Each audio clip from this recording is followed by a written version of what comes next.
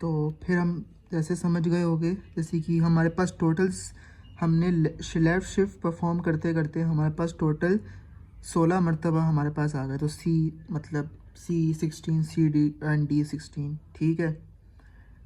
अब हमें क्या करना है, अब हमें इसे P2 से पास करा है, लेकिन सबसे पहले हम क्या करेंगे, C और D को कंबाइन कर देंगे। अच्छा, अब मैं एग्जांपल के तौर में समझाता हूँ। हम क्या करेंगे, समझ लो, हमने पहले C1 D1 किया। C1 D1 करने के बाद में जो एक लेफ़्ट शिफ्ट करने के बाद जो वैल्यू आई थी ना, C1 और D1 को कंबाइन कर देंगे। C1 D1 को कंबाइन किया। अब इस कंबाइन वैल्यू को हम P2 से पास करेंगे। इस P2 से पास करने के बाद सबसे पहले ऐसी कि C1 D1 हमने लिया, इसको हमने कंबाइन किया।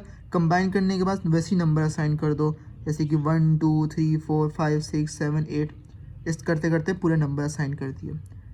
नंबर असाइन करने के बाद इसको फिर हम P2 से फाइंड करेंगे। जैसे 14 पे कौन सा डिजिट आ रहा है, 17 पे कौन सा आ रहा है, 11 पे कौन सा आ रहा है, 24 पे कौन सा आ रहा है, 1 पे क्या आ रहा है, 5 पे क्या आ रहा है, 0 1, इस तरीके से इसे हमें अरेंज कर देंगे।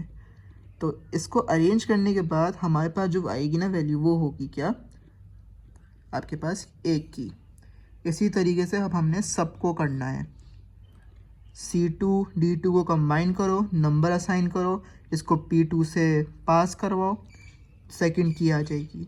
इसी तरीके से C1 D1 को कंबाइन करो, नंबर असाइन करो और फिर उसे P2 से पास कराओ, तो की 3 आ जाएगी। इस तरीके से 4 5 6 7 8 टोटल आपके पास कितनी कीज़ आएगी, 16 कीज़।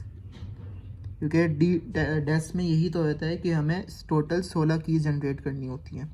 तो इस तरीके से हमारे पास 16 कीज़ जनरेट हो जाएंगी, ठीक है। तो ये की जनरेशन भी काफ़ी बड़ा है।